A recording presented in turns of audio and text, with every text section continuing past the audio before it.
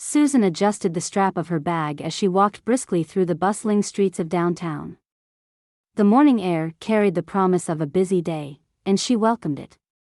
For Susan, work wasn't just a job, it was her path to the ambitions she had carried since childhood. The towering building of Montgomery and Finch came into view, its sleek lines and polished windows reflecting the city skyline. It was a far cry from the modest beginnings that had shaped her, but Susan belonged here. She had earned her place through determination, grit, and no small measure of sacrifice. She was the first in her family to attend college, an achievement celebrated with pride and tempered by the reality of student loans and part-time jobs. Susan had dreamed of becoming a lawyer since she was a child, drawn by an innate sense of fairness and a drive to make a difference. But dreams sometimes collided with life's demands. When her mother fell ill, Susan left law school to become her caretaker, putting her family's needs above her own aspirations. It wasn't an easy choice, but it was one she made without hesitation. That decision had closed one door but opened another. Despite not completing her degree, Susan found her footing as a paralegal. Her sharp intellect and unyielding work ethic quickly set her apart at Montgomery and Finch, one of the most prestigious law firms in the city. She had a knack for seeing details others missed, a skill that earned her the respect of colleagues and the trust of clients. Still, the dream of finishing law school lingered in the back of her mind, a quiet but persistent reminder of what she had set aside. Henry Whitman, one of the firm's senior attorneys, was the kind of lawyer people wrote articles about. Charismatic, sharp, and commanding, he was known for his courtroom performances and his knack for turning even the most hopeless cases into victories. Susan admired him deeply. Henry represented everything she aspired to become: brilliant, respected, and successful. She had watched him in court and in meetings, studying his methods and marveling at his ability to think 10 steps ahead of everyone else in the room. To her, Henry wasn't just a lawyer, he was a mentor she hoped to learn from. That hope took a tangible shape one Monday morning when Henry called Susan into his office. The room exuded the kind of authority that came with years of success: dark wood paneling, neatly organized case files, and a framed photograph of Henry shaking hands with a former senator. Susan hesitated at the threshold, unsure why she had been summoned. Henry motioned for her to sit, his expression as unreadable as ever. "Susan," he began, his voice calm but firm, "I've been watching your work. You're meticulous, thoughtful, and thorough, exactly the kind of person I need for this case." She blinked, unsure how to respond. "Thank you, Mr. Whitman," she said finally, her voice steady but laced with disbelief. He handed her a thick file, its contents marked with tabs and annotations. "This is the Bolton case," he said. "High-profile corporate fraud. It's messy, it's complicated, and it's critical to the firm's reputation. I need someone sharp to help me untangle it." Susan's heart raced as she took the file. Working on a case like this was a significant step toward her goals, one she hadn't dared to hope for so soon. "I won't let you down," she said, meeting his gaze with determination. "I know you won't," Henry replied with a small, confident smile. "That's why I picked you." The next few days were a whirlwind. Susan dove into the case with her usual intensity, reviewing every document, every email, and every financial record. The Bolton case was a maze of transactions and timelines, each one requiring careful scrutiny. At first, the discrepancies she noticed seemed minor: a missing signature here, an inconsistency in a date there. She flagged them as clerical errors, but a nagging feeling kept her from dismissing them entirely. One evening, as the office quieted and the glow of her desk lamp became her only companion, Susan pored over yet another set of documents. The discrepancies began to form a pattern, subtle but unmistakable. Certain emails referenced meetings that hadn't happened, and financial statements didn't align with the timelines they claimed to represent. She scribbled notes furiously, her mind racing with possibilities. Could it all be an innocent mistake? Or was there something more deliberate at play? Her suspicions deepened the next day when she overheard a conversation in the corridor. Passing by Henry's office, she caught fragments of his voice, low and deliberate. "We need to manage the outcomes here," he was saying. "This case is too important to leave to chance." Another voice replied, but the words were muffled. Susan froze, her pulse quickening. She replayed Henry's words in her mind, trying to parse their meaning. Manage the outcomes? What exactly did that entail? She lingered by the door for a moment, but the conversation had already shifted, and she couldn't make out the rest. The unease she felt was impossible to shake. Henry had always struck her as strategic, even ruthless, but the idea that he might cross ethical lines was something she hadn't considered. She wanted to believe in him, to trust that his brilliance wasn't tainted by dishonesty. But the inconsistencies in the evidence and the tone of his words gnawed at her. As she returned to her desk, Susan's thoughts swirled with doubt and resolve. The admiration she felt for Henry clashed with the possibility that he was capable of something deeply unethical. She had always believed in justice, in fairness, in the idea that the law was meant to uphold what was right. Now, those beliefs were being tested in ways she hadn't anticipated. And the hardest part was knowing that the answers she sought might change everything she thought she knew, about Henry, about the firm, and about herself. Henry Whitman had always been a force to reckon with. From the moment he stepped into a courtroom, his presence was undeniable. Tall, commanding, and always impeccably dressed, he exuded the kind of confidence that made people listen, trust, and follow him. His words were precise, his arguments razor-sharp, and his victories often seemed inevitable. But behind the polished exterior lay a man shaped by shadows he could never escape. The Whitman name carried weight, a legacy built over generations of legal triumphs. Henry's father, Edward Whitman, had been a titan of the courtroom, celebrated for his ruthless tactics and unblemished record. For Edward, winning wasn't just important, it was the only thing that mattered. Henry had grown up under the weight of those expectations, watching his father dismantle opponents with a precision that left no room for doubt. It was both inspiring and suffocating. "You don't get to the top by playing fair," his father had once told him after a particularly brutal cross-examination. "The law is a game, Henry, and the rules are written by the winners." Those words had become a mantra for Henry, guiding him through law school, his early years as an associate, and eventually his rise to partner at Montgomery and Finch. His charisma and intelligence set him apart, but it was his relentless drive that solidified his reputation. He thrived on the respect he commanded from colleagues and the awe he inspired in clients. Yet, with every victory, a part of him wondered if his father would ever truly be satisfied. Outwardly, Henry was the picture of success. He moved through the firm with ease, exchanging pleasantries, dispensing advice, and managing crises with the poise of someone who had seen it all. He was the one clients requested by name, the one junior associates aspired to emulate, and the one judges listened to, even when they didn't agree. But beneath the surface, Henry was a man wrestling with choices he rarely allowed himself to examine too closely. He justified his moral compromises with a practiced ease. The system, he believed, was inherently flawed, designed to favor the powerful and crush the vulnerable.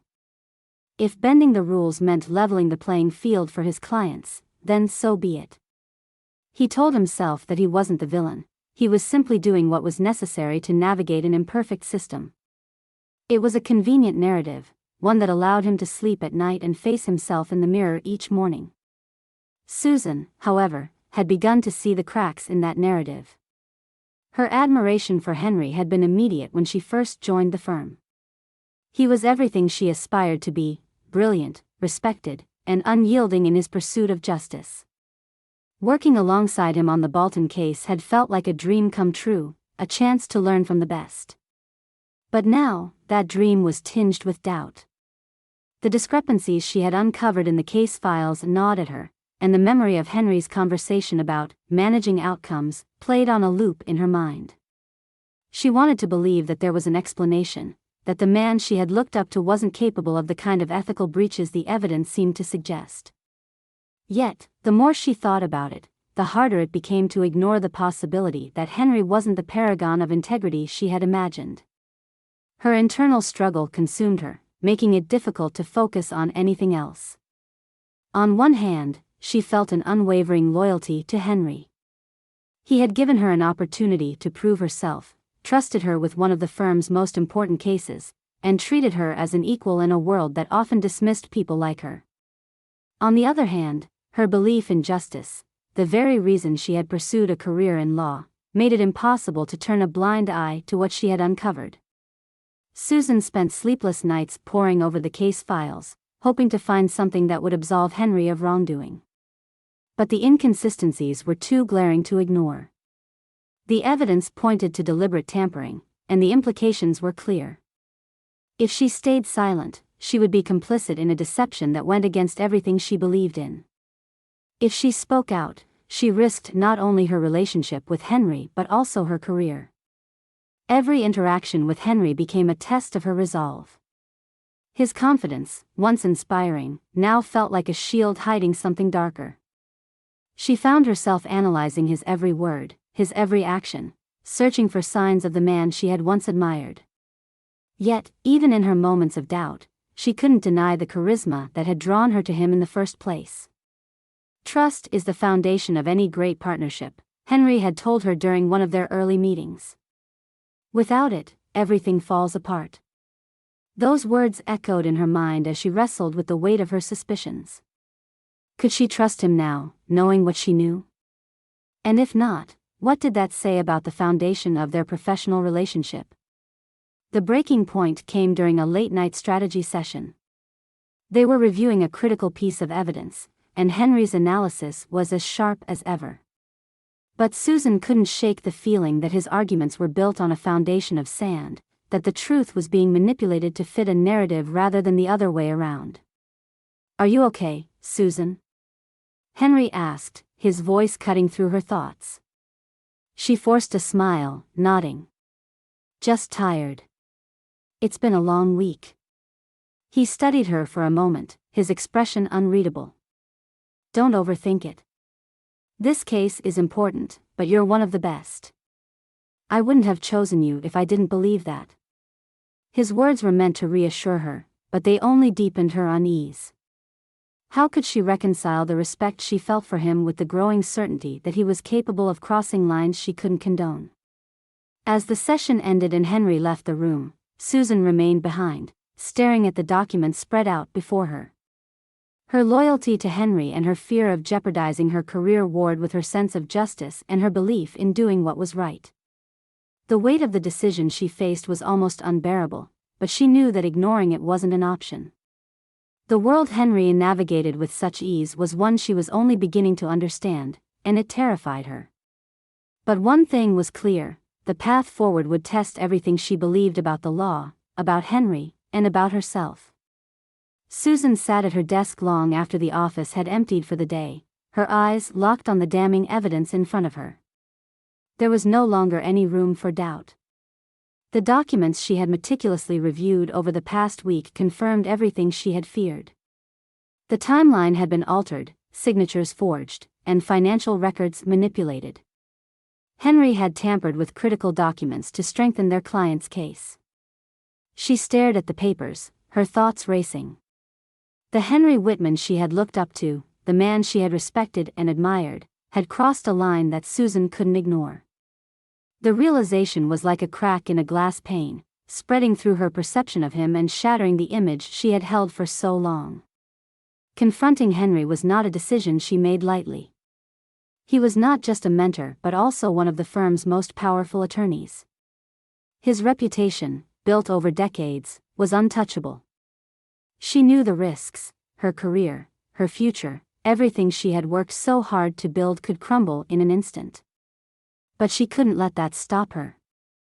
Justice was not just an abstract ideal for Susan, it was the foundation of her ambition, the reason she had entered this field in the first place. With trembling hands, she gathered the incriminating documents and made her way to Henry's office. The late hour ensured the corridors were deserted, their usual hum replaced by an eerie silence. The glow from Henry's office spilled into the hallway, and she hesitated for a moment, her heart pounding in her chest. This wasn't just a confrontation, it was a turning point. She pushed the door open without knocking. Henry looked up from his desk, his expression shifting from surprise to curiosity as he noticed the folder in her hands. "Susan," he said, his tone calm but guarded. "What brings you here so late?" She stepped inside, closing the door behind her. "We need to talk," she said, her voice steady despite the storm raging inside her. She placed the folder on his desk, the weight of its contents palpable. "This is about the Bolton case." Henry's gaze flicked to the folder, then back to her. "All right," he said, leaning back in his chair. "What's on your mind?" "I've been reviewing the evidence," Susan began, forcing herself to meet his eyes. "And there are discrepancies, serious ones. The timeline doesn't match up, signatures don't align, and transactions have been backdated. Henry, this isn't a mistake. It's deliberate." For a moment, Henry said nothing, his expression unreadable. Then he leaned forward, his fingers steepled. "Those are strong accusations," he said, his voice measured. "Are you certain about what you're implying?" "I'm not implying anything," Susan shot back. "The evidence speaks for itself. These documents were altered to favor our client, and I think you know exactly how it happened." Henry's jaw tightened, a flicker of something, anger? Regret, crossing his face. "Susan," he said carefully, "you're new to this level of work. You don't yet understand how these things operate. This isn't tampering. It's strategy." "Strategy?" Susan echoed, her voice rising. "You call this strategy?" "Henry, this isn't bending the rules. It's breaking them. It's fraud." His expression darkened, and for the first time, she saw a glimpse of the ruthlessness he kept hidden behind his polished exterior. "Do you think the other side is playing fair?" he asked, his tone sharp. "Do you think they're not manipulating the system to their advantage? The law isn't about fairness, Susan. It's about winning. And sometimes, to win, you have to do what's necessary." Susan felt her stomach turn. "Necessary?" she said, her voice trembling. "Since when does manipulating evidence qualify as necessary? We're supposed to uphold the law, not undermine it." Henry sighed, leaning back in his chair. "You're idealistic," he said, his tone almost condescending. "I get it. I was like you once. But you'll learn. This system is flawed, and if you don't adapt, you'll get crushed. Clients don't hire us to preach morality. They hire us to win." Susan shook her head, her anger bubbling to the surface. "I don't want to adapt to a system that rewards dishonesty," she said. "And I don't want to be part of something that compromises everything I believe in." Henry's gaze hardened, the warmth she had once admired replaced by a cold pragmatism. "Then you need to ask yourself what matters more," he said. "Your principles or your career?" The words hung in the air like a challenge, daring her to respond. For a moment, Susan felt the weight of his words pressing down on her. He was right about one thing: the stakes were high, and the consequences of her decision would be far-reaching. But she couldn't let fear dictate her actions. "This isn't about my career," she said finally, her voice steady. "It's about what's right. And I can't stay silent, no matter the cost." Henry studied her for a long moment, his expression unreadable. Then he nodded, almost imperceptibly. "Do what you have to do," he said, his tone devoid of emotion. Susan turned and left the office, her heart pounding but her resolve unshaken. She didn't know what the future held, but one thing was certain: she couldn't compromise her integrity, no matter the consequences. The next morning, she began preparing the evidence for the firm's leadership. It would be a battle, and she knew the odds were stacked against her. Henry was a formidable opponent, and the firm had every reason to protect him. But Susan wasn't fighting for herself. She was fighting for the principles that had guided her from the beginning, the belief that justice was worth the risk. As she stepped into the boardroom to present her findings, she felt a sense of clarity she hadn't felt in weeks. This wasn't the path she had envisioned for herself, but it was the one she knew she had to take. Susan stood outside the glass-walled boardroom, clutching the folder that had become the centerpiece of her turmoil. Inside, the senior partners of Montgomery and Finch were engaged in muted conversation, their polished suits and calm demeanors exuding authority. Susan's heart pounded as she prepared to step inside. The decision to report Henry had not been easy, but the evidence she carried left her no choice. The room quieted as she entered, the click of her heels on the polished floor echoing in the stillness. The partners turned their attention to her, their expressions a mix of curiosity and impatience. Edward Carlson, the managing partner, gestured for her to begin. Susan placed the folder on the table, her voice steady despite the tremor she felt inside. "I've uncovered serious misconduct in the Bolton case," she said, meeting their eyes one by one. "The evidence has been tampered with. Documents have been altered to benefit our client. I've compiled everything here." The room fell silent. Carlson leaned forward, his brow furrowed as he flipped through the folder. The other partners exchanged uneasy glances, their polished confidence giving way to discomfort. "These are serious allegations," Carlson said finally. "If what you're presenting is accurate, this could have significant consequences for the firm." "It is accurate," Susan replied firmly. "I've double-checked everything. I wouldn't have brought this forward if I wasn't certain." Carlson closed the folder, his expression unreadable. "Thank you, Susan. We'll review this and proceed with an internal investigation. In the meantime, I trust you'll keep this matter confidential." Susan nodded, knowing the dismissal was implicit. As she left the room, a mix of relief and dread washed over her. The hard part was done, but the fallout had only just begun. The investigation moved swiftly. Within days, the partners confirmed the validity of Susan's findings. Henry was called into a meeting and suspended pending further review. The news spread like wildfire through the firm, leaving shockwaves in its wake. Henry Whitman, the untouchable, the firm's star attorney, was suddenly at the center of a scandal. For Susan, the relief of doing the right thing was tempered by the reality of what followed. The firm's reputation took a hit as whispers of the scandal reached clients and the media.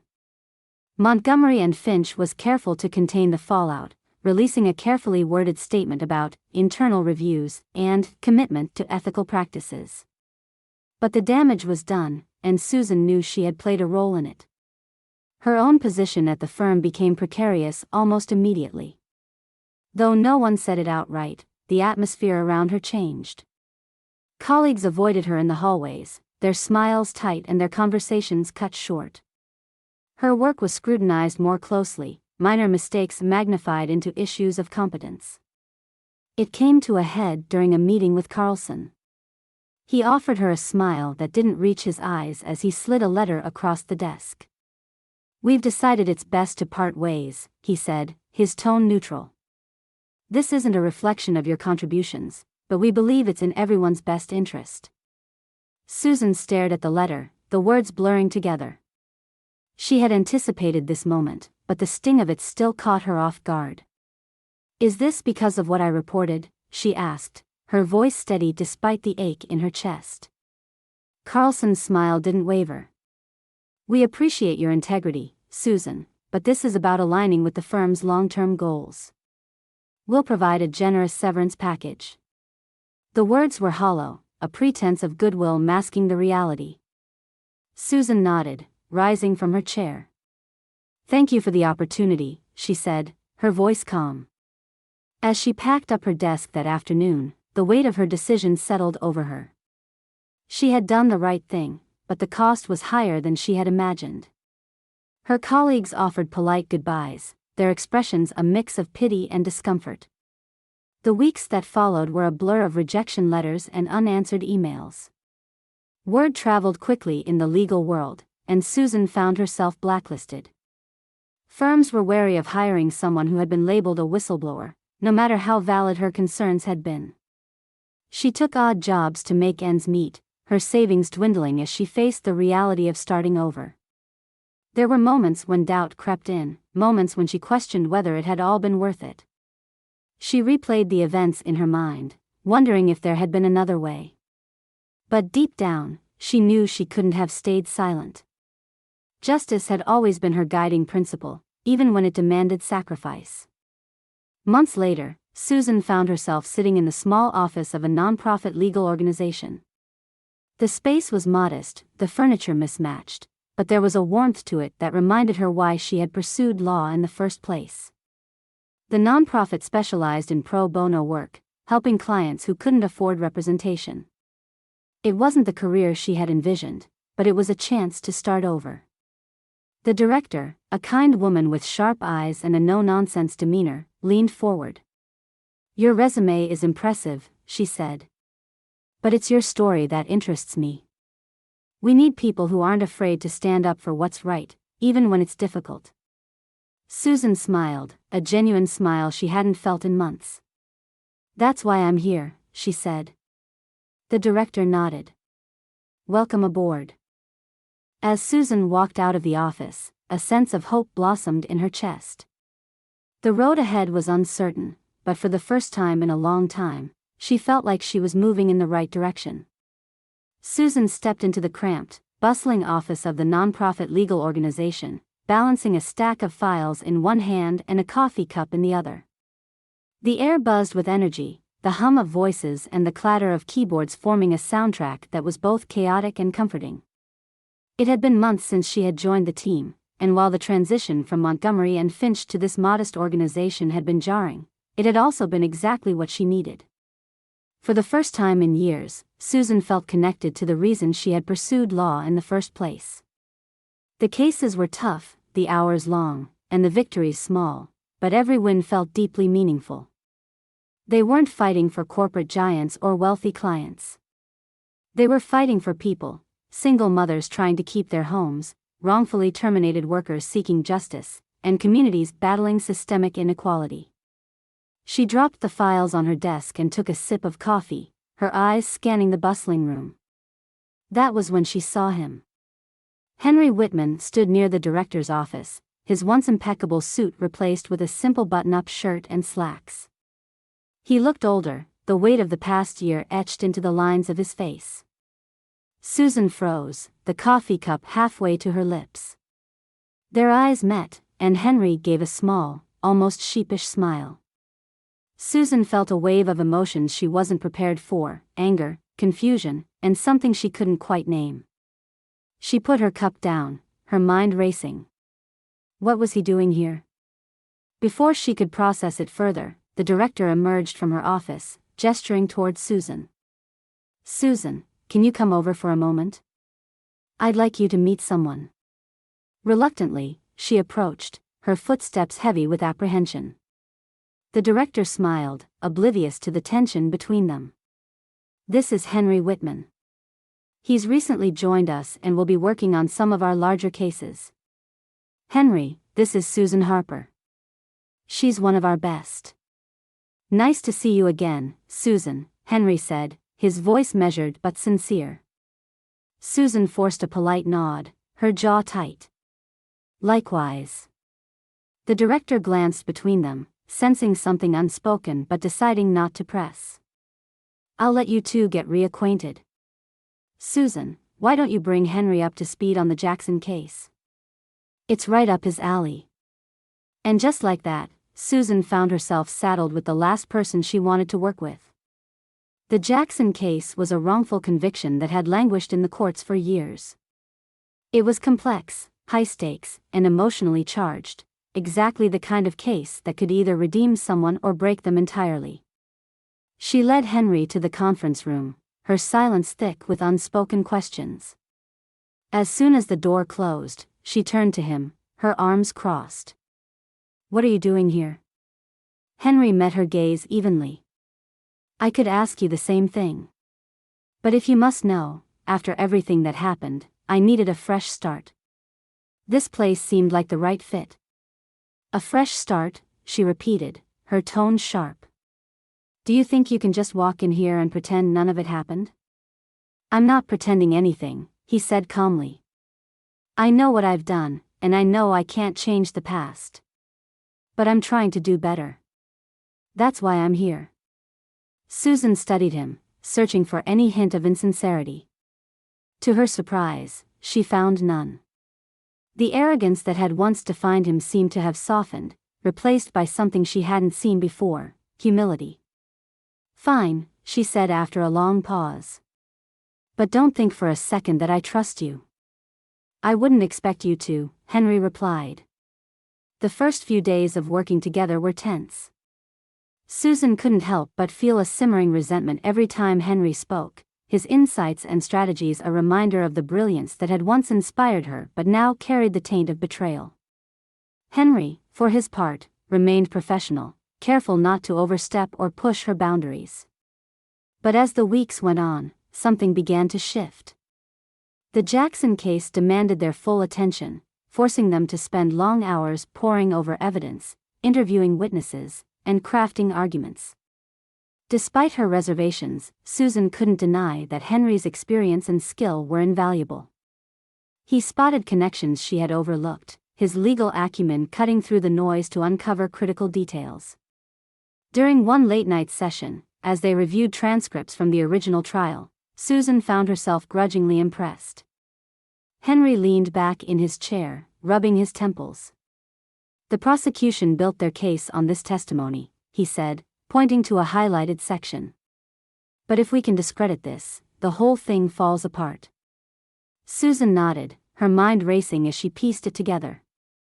"If we can prove the witness was coerced, we could get the conviction overturned." "Exactly," Henry said, a small smile tugging at his lips. For a moment, the tension between them eased, replaced by a shared sense of purpose.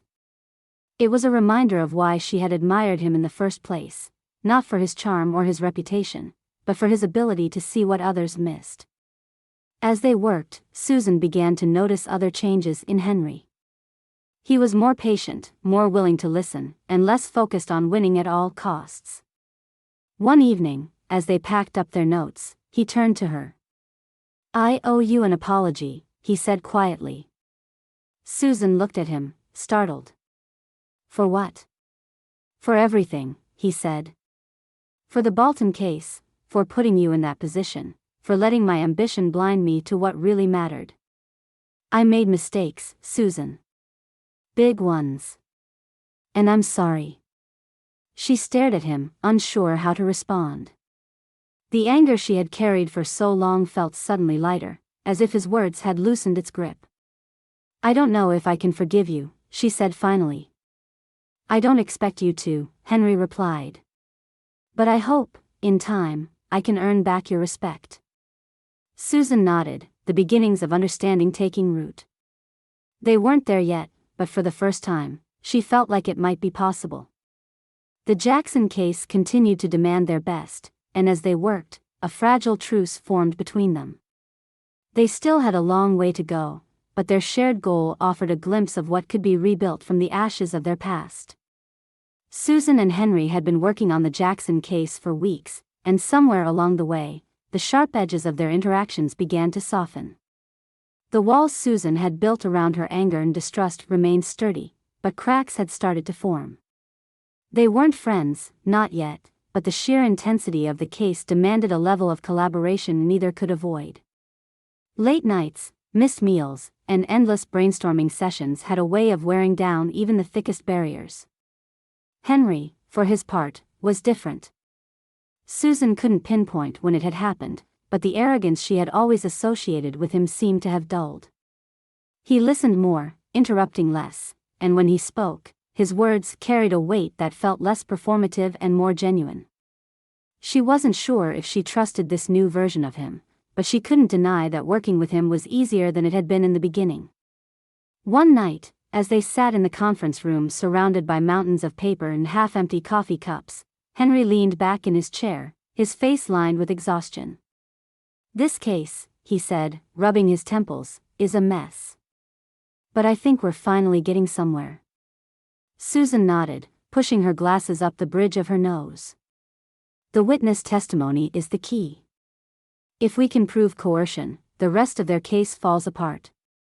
But we need more than what we have. The judge isn't going to overturn a conviction on speculation alone. Henry sighed, nodding in agreement. You're right. We need something concrete. Something that forces their hand. There was a pause, the kind that often came in the quiet moments between bursts of inspiration. Susan glanced at him, her curiosity getting the better of her. Henry, she said hesitantly, can I ask you something? He looked up, his expression guarded but open. Of course. Why are you here? At the nonprofit, I mean. This isn't exactly your usual scene. Henry chuckled softly, the sound tinged with self-awareness. It's not, is it? He leaned forward, resting his elbows on the table. The truth is, after everything that happened, I didn't know where else to go. I burned a lot of bridges, Susan. This place was my second chance. And honestly, I needed it.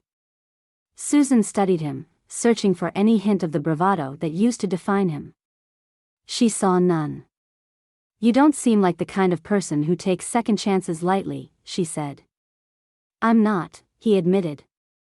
But losing everything has a way of making you reevaluate your priorities. For years, I thought winning was the only thing that mattered. It's what my father taught me, and it's what I built my career on. But when the dust settled, and I had nothing left, I realized how empty it all was. Susan felt a pang of sympathy, though she fought to suppress it. So now what? She asked. You're trying to redeem yourself? Henry gave a small, rueful smile. Something like that. I don't expect forgiveness, and I don't expect to undo all the damage I've done. But I want to be better. In this case, helping people like Jackson, it's a start. His words hung in the air, and for the first time, Susan felt a flicker of something she hadn't expected, understanding. She didn't say anything, but as she turned back to the file in front of her, she realized she was beginning to see Henry not as the man he had been, but as the man he was trying to become. The breakthrough in the case came a week later. A former detective who had been involved in the original investigation came forward with information that corroborated their theory. He admitted that the prosecution had pressured witnesses to lie, using threats and promises to secure a conviction. It was the concrete evidence they had been searching for, and it shifted the momentum in their favor. As they prepared for the hearing, Susan and Henry found themselves working more seamlessly than ever before. Their combined strengths, her persistence and his legal acumen, created a dynamic that surprised them both. Henry's experience in high-stakes cases proved invaluable, but it was Susan's unwavering idealism that kept them grounded. One evening, as they finalized their strategy, Henry paused, his gaze fixed on her. You're good at this, you know, he said. Better than most lawyers I've worked with. Susan felt her cheeks flush, but she kept her expression neutral. Thanks. But I'm not a lawyer. Not yet, anyway. You should be, he said. You have the talent, the drive, and the integrity. You're everything I thought I was when I started out. Susan looked at him, her defenses momentarily slipping. Why are you telling me this? Because it's true, he said simply. And because I think you need to hear it. For a moment, she didn't know how to respond. She had spent so long resenting Henry for what he had done that she hadn't allowed herself to see the ways he had changed. She wasn't ready to forgive him, not yet, but she was starting to believe that redemption might not be out of his reach. The hearing was scheduled for the following week, and the intensity of their work reached a fever pitch. Susan and Henry spent every waking moment preparing, their arguments honed to perfection. By the time the day arrived, they were as ready as they could be. As they stood outside the courthouse, Henry turned to Susan. No matter what happens today, I want you to know that working with you has been one of the most meaningful experiences of my career. Susan looked at him, her emotions conflicted but sincere. Let's just focus on getting this right, she said. Henry nodded, a small smile playing on his lips. Agreed. They walked into the courthouse side by side, ready to face whatever came next. The courtroom buzzed with anticipation as the judge entered, her stern expression quieting the crowd instantly. Susan sat at the plaintiff's table, her nerves a tightly wound coil in her chest. Beside her, Henry radiated a calm confidence that she envied, his hands folded neatly in front of him as they waited for the hearing to begin. The Jackson case had reached its climax, and today, they would present their findings in an effort to overturn the conviction that had defined their client's life for over a decade. James Jackson sat behind them, his expression a mixture of hope and fear. His years behind bars had aged him prematurely, and the toll of his wrongful imprisonment was etched into his features. Susan glanced at him, her resolve strengthening. This wasn't just another case. This was a chance to restore a man's life, to right a grievous wrong. Henry leaned toward her, his voice low but steady. "You've got this," he said. "Stick to the facts, and let the evidence speak for itself." Susan nodded, clutching her notes tightly. It was their strategy to lead with her, a deliberate choice. Her clarity and passion would set the tone, while Henry's experience would anchor their arguments as the hearing progressed. The prosecution opened with a polished defense of their original case, presenting their version of events with practiced precision. But Susan knew their arguments were brittle. The cracks had already begun to show, and all it would take was the right pressure to bring the entire structure down. When it was their turn, Susan rose, her heart pounding as she walked to the front of the courtroom. She took a deep breath, her voice steady as she began. "Your Honor, the case against James Jackson was built on a foundation of falsehoods. The evidence we have gathered demonstrates a pattern of coercion, manipulation, and outright misconduct that cannot be ignored. This is not a question of guilt or innocence, it is a question of justice." She outlined their findings meticulously, her words clear and precise. She presented the coerced witness testimony, the suppressed evidence, and the detective's admission of prosecutorial misconduct. Each point was accompanied by documentation, leaving little room for doubt. As she spoke, Susan felt her confidence grow.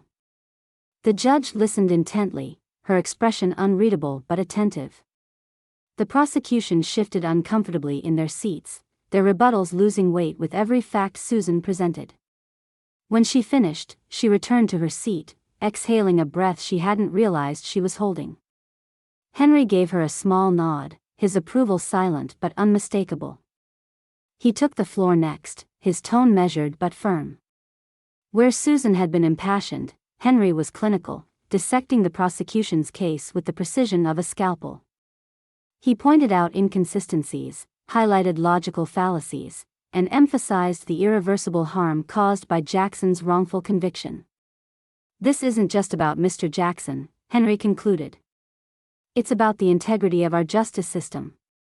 If we allow these actions to go unaddressed, we send a message that the truth is secondary to winning. That is not justice. That is failure."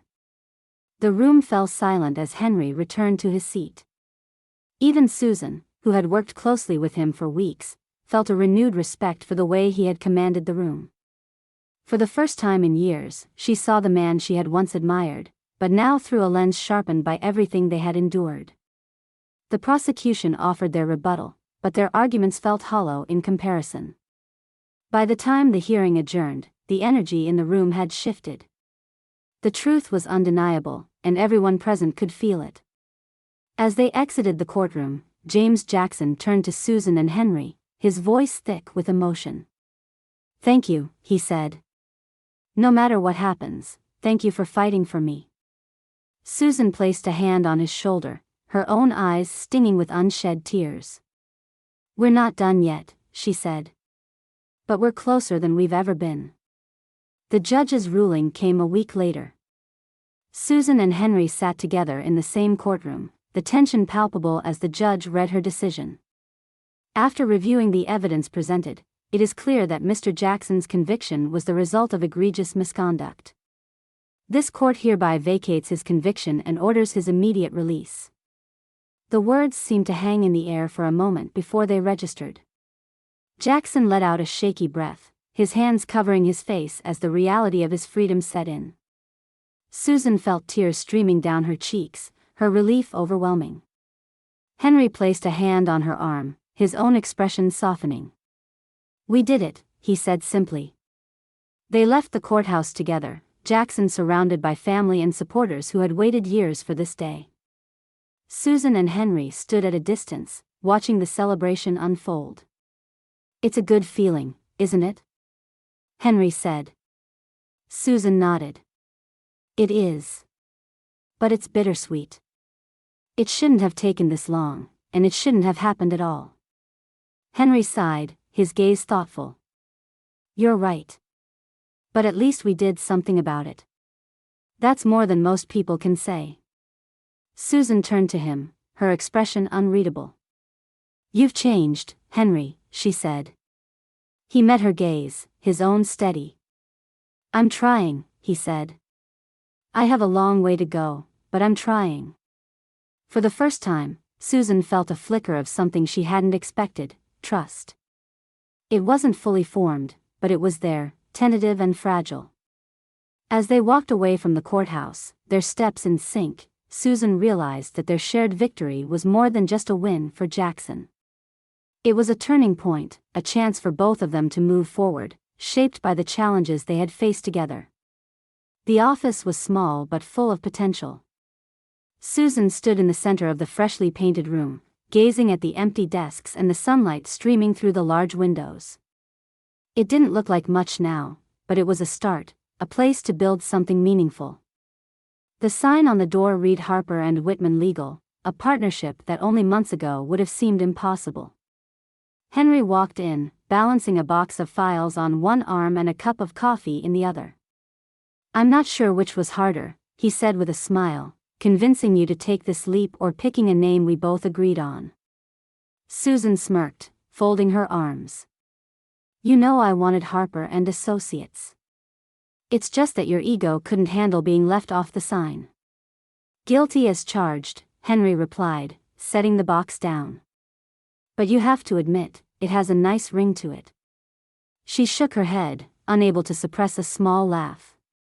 The banter between them had grown more natural in recent weeks, a sign of how far they had come. The success of the Jackson case had cemented their ability to work together, but this new venture was a test of something deeper, trust. They had both taken risks to get here. Susan had left the nonprofit to pursue this new path, driven by the desire to create a firm that reflected her values. Henry, meanwhile, had used what was left of his savings to help fund the endeavor, a bold move for someone still rebuilding his reputation. Together, they had agreed on a mission, to represent clients who often fell through the cracks of the legal system, with an emphasis on integrity and fairness. Their first case was already waiting for them, a tenant facing eviction due to a predatory landlord. It wasn't glamorous, but that wasn't the point. Susan and Henry had learned the power of small victories, the way even the simplest cases could make a profound difference in someone's life. Susan was reviewing the details when a knock at the door pulled her attention. A woman in her 40s stood there, holding a worn manila folder. She looked nervous, her hands gripping the folder tightly. "Hi," the woman said, her voice hesitant. "I heard about what you did in the Jackson case. I was hoping you could help me. My son was convicted of a crime he didn't commit." Susan exchanged a glance with Henry, who nodded almost imperceptibly. She stepped forward, offering the woman a warm smile. "Come in," she said. "Let's talk." The woman sat down, her story spilling out in halting sentences. Her son had been accused of robbery and assault, convicted on the strength of questionable eyewitness testimony. There had been inconsistencies in the investigation, but no one had taken the time to dig deeper. Now, he was serving a 10-year sentence for a crime she was certain he hadn't committed. Susan took notes as the woman spoke, her heart heavy but her resolve strong. She knew cases like this all too well, the forgotten individuals who became statistics in an overburdened system. When the woman finished, Susan leaned forward. "We'll take your case," she said firmly. And we'll do everything we can to help your son. The woman's relief was palpable, her eyes filling with tears. Thank you, she whispered. After she left, Susan turned to Henry, who was already reviewing the file. This isn't going to be easy, she said. Henry nodded, his expression serious. Good cases never are. They spent the next several hours outlining their approach, dividing the tasks between them with the efficiency of a team that had learned to complement each other's strengths. Susan was relentless in her research, piecing together a timeline and identifying key discrepancies. Henry brought his courtroom experience to the table, anticipating counterarguments and crafting a narrative that would resonate with the judge. As they worked, the office came to life around them. The empty desks were soon covered with files and papers, the walls adorned with notes and timelines. It was chaotic, but it was theirs, a reflection of the partnership they had built from the ashes of their past mistakes. By the time the sun set, the outline of their case was clear. Susan leaned back in her chair, exhaustion creeping in but satisfaction blooming in its place. We're actually doing this, she said, her voice tinged with amazement. Henry looked up from his notes, a rare softness in his expression. Yes, we are. And I have to say, I think we make a pretty good team. Susan hesitated for a moment, then nodded. We do. But let's not get ahead of ourselves. We've got a long road ahead. Henry chuckled. I wouldn't expect anything less. The next morning, the office buzzed with activity as they prepared for their first hearing in the new case. Susan double-checked the exhibits, her attention to detail as sharp as ever. Henry reviewed his opening statement, his voice steady as he practiced aloud. As they headed to court, Susan felt a mixture of nerves and excitement. This was the beginning of something new, something that felt right in a way that few things in her career ever had. The hearing went better than expected. The judge granted their motion to reopen the case, citing the new evidence they had presented. It was a small victory, but one that laid the groundwork for something bigger. Back at the office, Susan and Henry shared a rare moment of quiet. The adrenaline of the day had worn off, leaving a sense of accomplishment in its wake. This is just the start, Susan said, her gaze fixed on the pile of cases waiting for their attention. Henry nodded. And it's a good one. They sat in silence for a moment, the weight of their journey settling over them. They had come a long way, individually and together. Their partnership wasn't perfect, and there were still challenges ahead, but for the first time, they both felt like they were on the right path. As they turned back to their work, the sun dipped below the horizon, casting a warm glow over the office. It was a new day, a new chapter, and they were ready to face it, together.